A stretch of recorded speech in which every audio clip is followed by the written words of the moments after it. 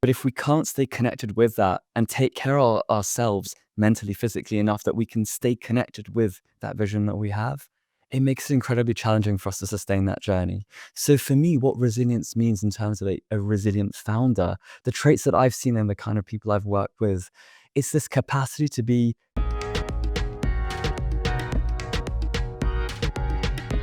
Today, we're talking all about how to become a more resilient founder in your business. We're honored to have Cam Taj on the podcast, who empowers founders and leaders of startups and scale ups to build their businesses whilst cultivating relationships and also honoring your health and well being. We spoke about some of the key frameworks he suggests to use to prevent burnout, remain resilient, and motivate your teams, and so much more. I'm Anshika, the founder of Eternity, a CRM designed to streamline the wedding industry for couples and businesses alike. And I'm so excited to be hosting the Baylab podcast today. Let's get into it. Thank you so much, Cam, for joining us on today's episode of the Baylab podcast. I'm so excited to have you and be talking all things around how we can become more resilient founders. So let's just get straight into it. So firstly, I'd love to ask you, what does it mean to be a resilient founder, and how does that vary from being a founder who simply powers through the various challenges you face? That is a great question to get started with. It's one that does come up quite a lot because there's a lot of definitions of resilience floating around nowadays. And of course, the context of being a founder as well brings up a whole new host of challenges in terms of dealing with uncertainty, being responsible for a team, and all of these other factors, they come together to mean that there's a different way in which we've got to think about resilience. And so for me, one of the things that always comes to mind is like, resilience has to be sustainable. It's not enough to just grit your teeth and power through and be miserable in the process. We didn't go on this journey to found a company to be miserable. We did it in service of a mission that hopefully we see as being greater than us and adding value to the world. There will be challenges we're going to encounter as part of that journey for sure. But if we can't stay connected with that and take care of ourselves mentally, physically enough that we can stay connected with that vision that we have, it makes it incredibly challenging for us to sustain that journey. So for me, what resilience means in terms of a resilient founder, the traits that I've seen in the kind of people I've worked with, is this capacity to be psychologically flexible instead of rigid. So when there's that uncertainty, there is that ability to detach from the way we've always done things, and that temptation to perhaps go into a bit of a rigid core because there's so much uncertainty floating around us, and instead to approach the situation with that flexibility, to really hold space for that uncertainty and the unknown, realizing that they're integral parts of the journey, to accept that emotional discomfort is a price for this meaningful path that we're creating, and to see the weight of responsibility um, not as a burden, but as something which we're embracing. And even if it gets too heavy, we have these mechanisms to allow ourselves to kind of have a support system to ease that weight a little bit, to rest and to replenish with as much commitment as we place into our business. Um, and in line with that idea of, like, I guess, lifting the weights of the burdens, to recognize that there is a lot of strength in walking this path alongside others with them on our journey rather than in solitude. And most of all, to learn to love the journey we're on amidst both the joy and the tears that we put into it. Yeah. No, absolutely. Because I resonate with so much of what you're saying, and being uncomfortable is what really ultimately leads to that growth, doesn't it? And you're right. There's going to be the good days, the bad days, and it's about enjoying and seeing the beauty in both. Because even the bad days are some form of learning, right? Exactly. And this idea of powering through the bad days, powering through, implies that we're not stopping. We're just moving through. And in the form of one of the forms of coaching that I practice called acceptance and commitment coaching, one of the key forms of inflexibility psychologically is this concept we call experiential avoidance. The need to avoid the experience we're having, perhaps emotionally, because it's too distressing for us to actually confront. And it's this idea that when we're powering through something, it implies that we're just putting these blinders on. We're neglecting to actually pause and embrace the experience we're having. And so there's this element of denial in it. There's this element of we're too afraid to sit with the discomfort of where we are, or we're trapped in the throes of our ego, just too proud or too attached to our self-story and who we are to be open to new ideas, support, and flexibility. So whenever someone says, I'm powering through something, I will often ask and say, okay, well, how does that experience feel for you? because oftentimes they'll feel like something that's taking something from them rather than something that's adding something that's enriching their journey. Absolutely. And where you've mentioned that around really living within the experience and embracing it, I think it's one of those things that's a lot easier said than done when you're not going through the moment in itself. So, what do you always find are some key habits or practices that you can suggest to any of the founders listening when you are going through those challenging times to really help cultivate that resilient founder mentality? This is, again, such an important question because as founders, we're feet on the ground, right? We're in the abstract concepts aren't going to help us to process these things. And one thing that we always caveat in this line of work is, discussing the concept is the easy part, putting it into practice is the hard part. And so for me, one of the habits that very early in the journey, we make sure to build in is daily self-reflection. Okay. And daily self-reflection can come in different forms, but the idea here is you need to know yourself. You need to learn how you're responding to the ups and downs you're facing. You need to be able to notice when your trajectory in terms of your energy and alignment is shifting downwards and to be able to course correct. You need to learn what at any point is working for you and what isn't, and realize that what was working up to a point is no longer going to meet those needs now. You can't do that if you're not reflecting. And oftentimes we start to deprioritize this self-reflection part because there's always something more to do. The business is riding on us. There's always more action we can take. We must ship this new product. We must always be working towards that goal. We have our investors. We need to meet deadlines that we've set around this. We have our teams we must provide for. Ironically, being so focused on all that external side of things means that we actually become very disconnected from what's going on internally. And so for me, that carving out that time for daily self-reflection is non-negotiable. And it doesn't have to be extreme. It doesn't have to be, I'm going to score these categories of my life every single day and like make notes on what was the highlights and the low points, the observations and actions that I'm going to take with me into tomorrow and so on. Which is what I do, by the way. I do it every day because I've gone through periods of war in my life, these Yeah. challenges I've faced. And these tools that I developed were the ones that helped me come through these situations, and they've been adapted over time. But I will always say is start with some form of self-reflection, whether it's a basic journal with a light structure in place. Structure is always helpful for a founder when it comes to these things. Don't leave it too kind of broad and unstructured. And then adapt it as you need based on what's working for you and what isn't.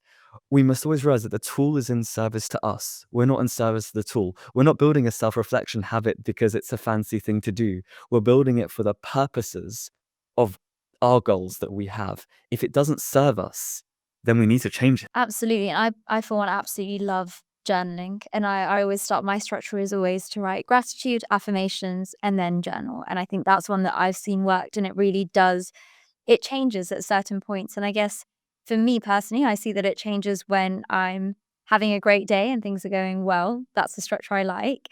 But I often don't do that when things are uncertain and I'm feeling challenged and I'm feeling defeated. What would you recommend in those moments or those days, even when you're doing your daily practices, when you are just feeling defeated for founders? What are one of the best practices you can do in that moment? Well, it's incredibly hard to be able to connect with feelings of gratitude and to affirm what we wish to create into the world when we are feeling defeated, right? There's a cognitive dissonance that's happening between what we're presenting and trying to force ourselves to think rather than how we're actually feeling. So you're absolutely right in that there needs to be a difference between, so to speak, peacetime practices and wartime practices. We always say it's easy to love yourself when everything's going well. It's easy to create motivation when everything's going well. So what do you do when times actually get tough? There are a lot of different practices out there. I'm going to share the one that for me was the most helpful in my journey when I've gone through these incredibly adverse periods where I felt utterly defeated. And that is actually the voice note to self. It's a voice note to yourself. Make a little WhatsApp group with yourself and, let go of the other person who you make the group with, or just a voice memo to yourself. And I'd go into a private place, perhaps into like a car or like go for a walk or something in an area. And I would just start venting into the voice note. I would have to release what was there, what was obscuring me from connecting with perhaps the gratitude of the journey that I'm on. I can't make space for those emotions if I don't first process and release what is there. And the irony is that often when we most need that coach or that therapist, is the times when they're least accessible. It's the one in the morning kind of moment, right? It's when you're tired and exhausted and you don't have that session booked. So we've got to learn how to actually be there for ourselves in that fashion. And writing is an incredible way to help us structure this. There were nights where I would do this writing in a form of dialogue, where the first thing I'd be writing is in swear words, capital letters, frustration, releasing it in that writing form. But the next bullet point below it is almost like a higher self, a more peaceful self, a more aligned self, responding with a lot of compassion. That was the key thing. It was never a harsh, "No, come on, pull yourself up, you can do this," kind of thing. It had to be an acknowledgement and a validation that what I was going through was legit. I had to give myself that. And often I'd give that, and then there'd be some more being released from that kind of version of myself that felt defeated. And it was like this back and forth dialogue. And the same with those voice notes, if I really had to release in that form, it would often start with like my voice taking on a complete different tone and releasing the pain I was feeling, followed by noticing that there's another perspective in there. And that would then come by and kind of almost console me, validate, and be there. And I'd release more and so on. And this pattern is incredibly helpful because you can't go into that place of, the wins, the gratitude of this until we actually make space to process those lows. The one thing I always say as part of building resilience is we've got to find a way to transition from that defeated, low emotional experience we're having to what is the lesson or the action. And so that part is really important. So one of the basic structures I give as part of journaling is it's called wins, losses, lessons. So we write down the wins we've had for the day in different categories. Then we have the losses where we actually acknowledge the losses we're having in however form we want to write them. But then most importantly, we have the lessons or the actions or the mindset shifts we wish to make. So the idea is we're trying to teach our brain that we can move from loss to action or mindset shift without invalidating and skipping the phase of actually feeling that grief, disappointment, and anger that we should be feeling. We care about our missions. So Yeah. yeah, exactly. I love that, and that's a framework I definitely wanna start implementing because I think it sounds so powerful, the wins, losses, and lessons. I guess something that perhaps other founders listening to this would be able to relate to is, what do you do when you're a founder in a situation where there's fear of uncertainty or fear of failure, when you actually don't know what the lesson is or there's obviously been a win, and that's where you said there that you want to start from the smallest of small wins in your day. But when it comes to the lessons, what if you don't actually know how to move forward and it's that uncertainty? There's that practical element of this is what the business needs, but ultimately we have the emotional side of this is how it's making me feel. And I know for a lot of founders, it does lead to then insecurity and can I actually do this? So this is, again, you're asking all the right questions over here. This comes up with every single person that I work with, founder, startup, scale up leadership teams. It is our relationship with uncertainty and unpredictability. And let's be honest, uncertainty and unpredictability are not pleasant things for our brain to try and conceive of, which means that our brain is naturally going to want us to avoid having to confront those as much as possible. We go into Right. fight or flight, don't we? Absolutely. Absolutely. Because it represents threats. So this is the key thing. It's not so much how do we solve for uncertainty and unpredictability. That is an inherent part of life. We must find a way to accept it, not make peace with it and be but to certainly accept that it exists. But so much of it comes down to that word relationship. How do we relate to these concepts? And this is a lot of the work that I do. It's understanding the relationship we have with it, which often actually stems from early childhood and, not doing well in a test or like what's going to come up in an exam. And that tells me who I am and my self identity and the disappointment that parents are going to have and authority figures. It's very complex. But if we have learnt to relate uncertainty and unpredictability as an evil, as a threat, as a fear, we can never thrive while running our startup. We cannot thrive. We're always going to be reactive. We'll be living in a state of apprehension. And that is not a creative space. It's not a flexible or innovative space. It's not a space where we can lead others from.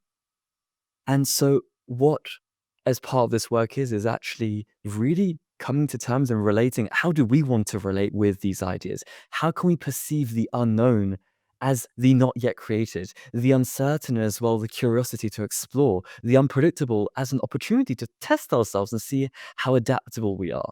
I describe it a lot as a dance we're having with uncertainty and unpredictability, and they are leading the dance. We've just got to train ourselves enough to adapt to their movements, to take advantage of the space that opens up, the opportunities that emerge. We cannot live in a place where we're resisting it or fearing it. And so for me, Those are such important concepts for any entrepreneur founder to come to terms with. And I really recommend, this is parts where I get into like, it's worth reading or at least engaging with existential philosophies or in acceptance and commitment coaching, we talk about contextualism or functionalism and trying to draw our own relationship with these concepts, which will inevitably breed a sense of discomfort and perhaps take us away from the actions that are aligned with the values we've set. So it is so important to actually take time to reflect on how do we want to relate to these concepts now, and being very aware that as our context changes, so will our relationship with these concepts. I love that, and I love how it comes down to your mindset, doesn't it? And how you perceive that word, if you're gonna fear it or if you're gonna control it. And I think that's absolutely amazing. On a slightly different tangent, there's definitely the element of being a resilient founder and being constantly present and performing to the best of your ability in your business. But ultimately, there is a stage where it gets to burnout. And sometimes as founders, we can be really good at recognizing it and sometimes we can be really bad. But how do you balance that middle line between, okay, I am a resilient founder and I'm giving it my all and my business is moving at the pace that I want it to, but actually making sure that you're not edging towards that burnout? When it comes to burnout, there are burnouts we're familiar with, either circumstances that have led us into those kind of places, and therefore hopefully we've learned from that and we can notice it more effectively coming. But because we are always teetering on the edge of that uncertainty and unpredictability, there will always be the sources which can lead us into this place where we won't be able to anticipate them necessarily. So one thing that I always differentiate between is this idea that burnout it comes in many, many different forms, right? There are physiological burnouts, i.e. our bodies kind of shut down. There is a mental burnout where we're unable to just focus on anything. There's an emotional burnout where we just feel completely flat and our emotional spectrum of experiences has just become so, so flat in that way. And there's a spiritual burnout when we just feel drained and exhausted by by life, so to speak, by what's in front of us. And so for me, what I've noticed most is when we lose connection with the values that we've created for ourselves, is when that burnout we become more susceptible to, or when we're feeling enslaved by the fears and the doubts that we have, when they're starting to take such a centerpiece in our life, we haven't essentially reconciled our relationship with that thought or feeling that we're having. That is when we become most susceptible. For me, this is where the daily self-reflection practice came in. This is where it all kind of started for me, was because I was burning out. When I was in management consulting before starting these things, I burned out. And that was when I was like, okay, I know why that happened. I had to I had to understand it, and I realized, okay, well, these were the different factors that led to it. We also can't be reductionist. This is a very important thing in this field. It's like we'd love to reduce, oh, well, we became burnt out because of this thing, or this thing, or this thing. The truth is, in reality, it is a combination of all of those things and a bunch of things that we don't know. There are Mm. days when you'll wake up and you won't know why you're just feeling a bit annoyed or upset or so on, right? That is the human experience as well. And so rather than trying to control all of these elements, it is simply about the awareness side of Mhm. it, to be able to notice it. And again, part of the acceptance and commitment coaching framework that is helpful is this idea of we almost let it sit beside us. Let that, I don't feel at my best today, let it accompany us by our side rather than fighting it and resisting it and using the little energy we have to try and fight it away. We can't win, not when it comes to the strength of an emotional experience. So for me, burnout and management of it, there are a few key questions that are worth asking around, okay, like, is it a physiological, mental, emotional, or spiritual kind of experience? How aligned am I with my values right now? To what extent are my fears and doubts dominating my mind space? Am I caught in future worries and fears? In which case, I need to actually take time to understand them, because if I don't, then I'm powering through. Yeah, I'm powering my way all the way into a burnout.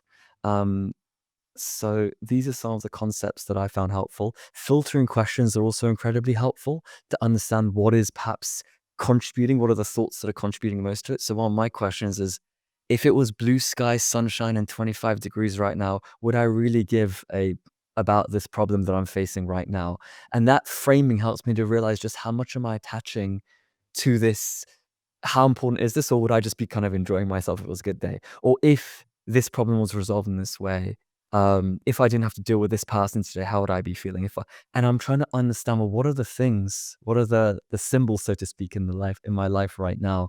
Whether a certain person or a certain situation, or a certain investor meeting, or a certain funding round I've got to go through, or what is it that's contributing to this bandwidth being diverted towards something so draining without action actually coming into it to offset it?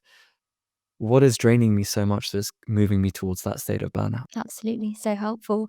And I guess especially when you are a founder, you need to be resilient for yourself, but also for those around you, and that ultimately includes your team. So, what advice would you give to founders listening around remaining resilient and really modeling that for your team? Yeah, that's a really good question because, and again, we do a lot with the leadership coaching side of things. It's a balance between that trust you build with your team and showing vulnerability, but without making your team feel unsafe and at risk. Right? That's a really important balance to strike. And I think that amidst all of this incredibly important talk about strength through vulnerability, yes, it works when you talk about a vulnerability in the past and how you have processed it. But if you're talking about in the present, if you're feeling like your leader actually does not have your back because they're so focused on their own and they don't know how to cope with it, that doesn't breed confidence in you either. It makes you feel more unsupported, it creates more of a rift.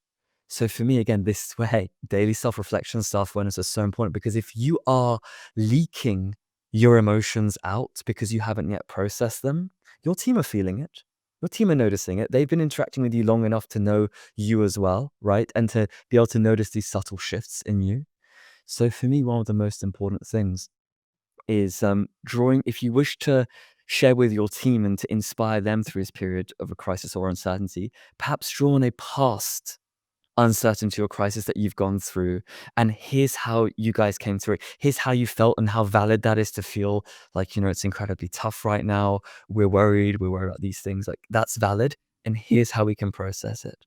The other thing is if you're a leader and you're in this kind of situation, ideally, you're also being supported through this, right? Whether through a mentor or through whoever's invested in your company, whatever it is, you're being supported too. And that means that you can model that to your team as well. You can say, look, well, here's some of the things that I've been working on, in the past. And again, you can frame it in such a way that these are not present things that are pressing you right now, but they're things that you can actually give them as well, these tools. Because if you model that support is a good thing, support is part of it. Getting support does not model that I'm so strong and you can trust me so much that I don't need support because I've got it all sorted. We don't get support just because we don't have it sorted. We get support because we're looking to grow. And again, you can always frame to your team that anything that you're bringing an intervention like that, it's not because you can't do it without it. It's because you can do it and you guys want to optimize even more. You want to perform even better. You want to create sustainable practices. You want to come out stronger. You want to be anti-fragile. When something breaks, you actually come back from it stronger rather than just it breaks you and you got to be resilient and grit your teeth and come through it and endure it. Or worse, being fragile, in which case it breaks you and you're gone. So those are some of the things that are really important to model as leaders when it comes to these kinds of situations. And most of all, validating. If people around you and your team are expressing these emotions, do not invalidate them. It is a valid experience that they're having.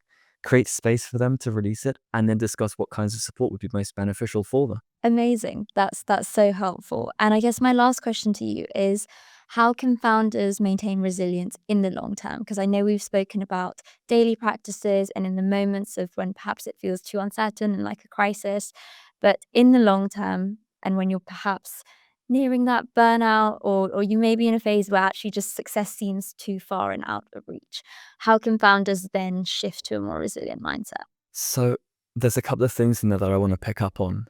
The first is that oftentimes when we get most caught up in the doubts and fears about the long haul, it's when we're most tired. It's when we ourselves are most exhausted, and what we're doing is something which there isn't so much of a term for it, but I'm going to call it emotional projection. We're projecting how we currently feel, tired, exhausted, stressed, and we're imagining all of our future selves dealing with the future problems in the long haul in that same emotional state. And we've all done this. If it's 2 in the morning and we're exhausted and we're imagining how hard tomorrow is going to be, yeah, we're doing so with the same lens of we're tired. That's what we're projecting. So it's really important to catch that and to allow ourselves that grace to know that how I feel now is not necessarily how I'm going to feel tomorrow, next week, next month, next year. What are the things that I can actually do to shift that? What is the support that I can get? What's the rest? What does resting intentionally look like for me? What does it look like to honor the task in front of me? What does it look like to realign with my values and let them drive my actions rather than relying on external pressure, which is a very lazy form of motivation to drive us? taking the extra time to reconnect with the values we have and using them as our driver is a more sustainable fuel. A key thing here is what you mentioned on success. And again, defining success is so important. The most successful founders that I've ever seen, they cannot see success as distant. In fact, they see that they're even on this journey in itself is the success. There is a bravery and a courage in experiencing the lows that come with failure. There is a sense of pride, healthy pride, in choosing to devote yourself perhaps to a mission that you perceive to be meaningful. There are all of these different emotions around perhaps, again, that we ourselves need to clarify. I don't want to put words in people's mouth because this is such an individual journey to align with the values we have around it. But the key thing is perhaps a reframing is needed, because if the success and goal is the exit, or it is this or it's that, and every step that we're not there is essentially not yet success, this journey is just a bit too fraught with uncertainty and peril from the majority of us to be able to suffice by saying, oh, well, the exit at the end will be worth it. And there's a lot of founders actually, even if when they do exit, they are followed with a long burnout because they don't know how else to define themselves other than being on that journey. And you might say it's a great problem to have. It is, it's a pretty good one. But what it does, it forces that introspection. And so that's why for me, for every founder, it should be a non-negotiable that every 3 to 6 months, you block out a few hours to do some introspection, to see where you're at, to see like, am I able to connect with this journey itself as the success? In existential philosophy, there's a philosopher, Friedrich Nietzsche. Most of us have heard of Nietzsche in some ways. And putting aside some of the stuff that he says that perhaps aren't as helpful, like I always believe that from any idea, philosophy, and so on, we take what's useful for us and we adapt it to our own, and we reject what doesn't work or resonate with us. We don't have to adopt into dogma of one person. This is the way they think. But one thing that he talks about is this concept of amor fati, to love your fate. And this reached me at a time when I was in the most pain I've been in my journey. And it was such a horrible thing to say, like, I've got to love this. What are you talking about? This is the worst suffering I could ever imagine. I can't even control this. This is insane. Like, I can't love this. But what it made me think was, well, actually, what is my objective with this? If I'm just trying to endure this, right? If I imagine it on a scale where it's like, I hate this place I'm in, I'm enduring this place I'm in, or I love this place I'm in. If I aim for endure, I might still end up in the I'm struggling, I'm in that hate mode. But if I really find a way to connect with the love of the journey I'm on, to love this fate, to love the ups and downs, to see it as the richness of this experience I'm having, the fact that I've chosen to take this path right now. The worst case is I miss the mark of love, but I still reach, I embrace, or I accept. And that, for me, is a much more sustainable place to be. It's much less prone to burnout if one is able to accept that which they cannot control, to accept that we're here because of choices we're making in line with our values, and to accept that, yes, this is pain and discomfort, but there is still fulfillment possible amidst pain and discomfort. Some of those fulfilling things in our life comes with that price. To love is to embrace that you're going to suffer in some way if you're going to love deeply. Ask any parent, ask anyone whose partner's gone through health challenges. To love is that there will be some suffering, but is it honorable? Is it value aligned? In which case you'll find that strength to perhaps not love the fate, but certainly to accept or embrace it. So for me, these are the kind of things that are important for founders to reflect on. What an amazing note to end on. Thank you so much, Cam, for your time today and all of the different frameworks and learnings that you've just spoken through. I know that I'm definitely going to be practicing them, and I would strongly recommend any other founders listening to definitely take them on board. Now, as with any Bay podcast, we always have to round off with our usual few questions. So the first one being, who are 3 British Asians doing incredible pieces of work that you suggest our audience check out? This is probably one of the hardest questions to answer of all of today, because there are thankfully some who've already done the podcast who I'll say, so checking out the podcast if you do with Neda Sahabelm, who is incredible when it comes to all things scale, Asif Ahmed, who's brilliant when it comes to the financial side of things, Matty Sharif, who's one of those genuinely incredible people building Humble, Shamik Parekh talking about healthcare. Like, these are all incredible British Asian entrepreneurs and who I admire so much. In terms of 3 that I'd like to suggest, when I give my answer for this, each of these people are not just doing incredible work, but it is the way that they are doing it. They're succeeding within their businesses, but also leading with integrity and creating this fulfillment across multiple domains of their lives, their families, their friends, their well-being. So the first is Nikita Thakrar, who's the CEO and co-founder of Included VC. She is an absolutely incredible human being. The work they're doing, they're changing the face of the VC industry by providing these like fully funded fellowships to aspiring VCs from non-traditional backgrounds. But she herself is an absolute powerhouse of a human, so generous with her time and energy, a real connector of people, and without a doubt, one of the most resilient people I've ever met. And she indirectly is the reason why I'm on this podcast today. So I've heard her thank for that. The second person is one that I feel very it's a really interesting one to mention. It's my older cousin called Shahriar Tajbakhsh. He's the co-founder and CTO of MetaView. Now, I really didn't want to say him because he's my older cousin, but I admire him and the work that he's doing. And for context, when we were kids, he was coding Sudokus using Visual Basic and programming Lego robots, and he was so fascinated with the idea of AI. And so right now, and for the last, like even pre-COVID, they founded this company called MetaView. He and his co-founder, they survived incredible challenges, but most of all, they did right by their teams in that time. And now they're actually building the AI workspace for recruiting. And it's super cool because for me, when I think about it, like they're actually finding a way to build this new software designed to treat AI users and human users the same and give them both the same kinds of tools and interfaces to work with, which is crazy to me because this is literally this human AI collaboration concept is what Shahir would talk about when we were kids all the time. And he's actually making it happen. So I'm so excited for them. And the other reason why I'm throwing his name in this is because he's also a damn good husband and father, a semi-decent cousin, but a damn good husband and father. His wife, Hema Danki, is an absolute superstar in product marketing and one of the most natural organizational leaders I've ever met. So he's a second. And the final one I'm going to mention is actually another husband and wife combo, Akash and Chandni Vagela. So they run RNT Fitness, which is all about body transformation, like personal training, nutrition, these elements. And they work a lot with like Asian entrepreneurs, doctors, and bankers. Because I think a lot of us, we empathize with coming from cultures where like health and wellness wasn't prioritized, and grandma was always telling us we were too fat or too skinny and eating and so on. That we had these unhealthy relationships we developed. But the reason why I love them is one, because like their ethos is that the physical is the vehicle for all transformation. So it transforms your mind, not just your body, which I really resonate with, that holistic rather than reductionist perspective. And they built an incredible company. But what I admire is the way that they co-lead it together and their relationship and how they raise their daughter. For me, that is so important, not just the fact their business is doing great. So those are my three. Amazing. And how can people find out more about you and your company? Ooh, about me. So connect with me on LinkedIn. Camtaj will tell you a bit about me and my story and my journey. My website is camtaj.com. It has information on the work I do as a leadership coach with scale ups and leadership teams, and also the one-to-one executive coaching work that I do.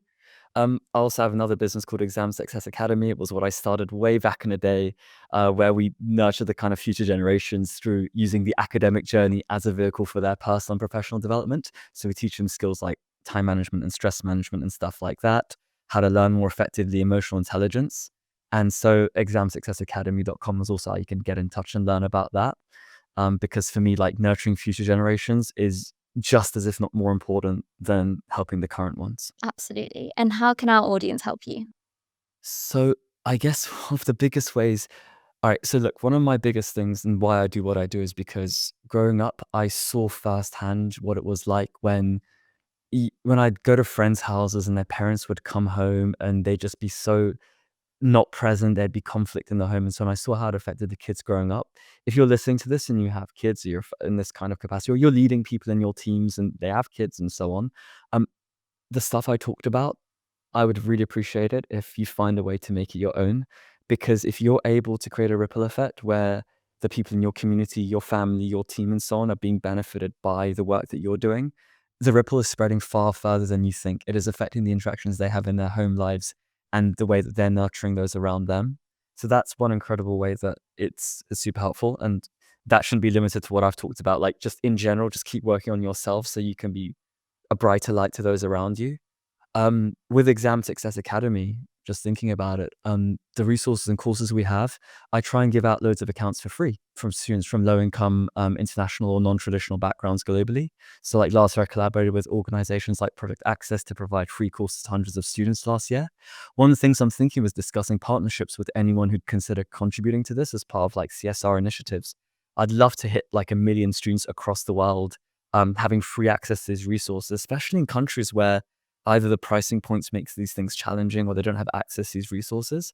Because with things like TikTok and YouTube now, there's access to resources around, say, education and learning and so on. But what you will notice is a lot of people engage with these things, they don't actually apply it to their own lives. And so the idea with these calls was that everything would be there for them and they can actually begin applying these tools in the same way as everything I've said today. It's all words. It's you listening, actually applying it to your life and your context that will make it impactful for you. Amazing. I love that. Thank you so much. Any final words from you, Cam? Just a ton of gratitude to my wife. Um, I share, that my journey, it's entirely like due to her. Like what she's gone through these last 5, 6 years, is something that no human being I'd ever wish for them to go through. She's my inspiration, my guide, my coach in everything I do, the most resilient, courageous, determined person I've ever met. And so if any of the messages today have resonated with anyone, you have my wife to thank. We're always standing on the shoulders of giants. She is the person whose shoulders I most am grateful for support. I guess I can also just say a quick gratitude to my family too, because they gave me that roof, that love and support when I quit consulting 10 years ago to embark on this coaching path. So I wouldn't be here talking today about these things were it not for the fact that they, again, I'm standing on their shoulders too. So just the gratitude I have for them. Thank you so much, Cam. It was such a pleasure talking to you today.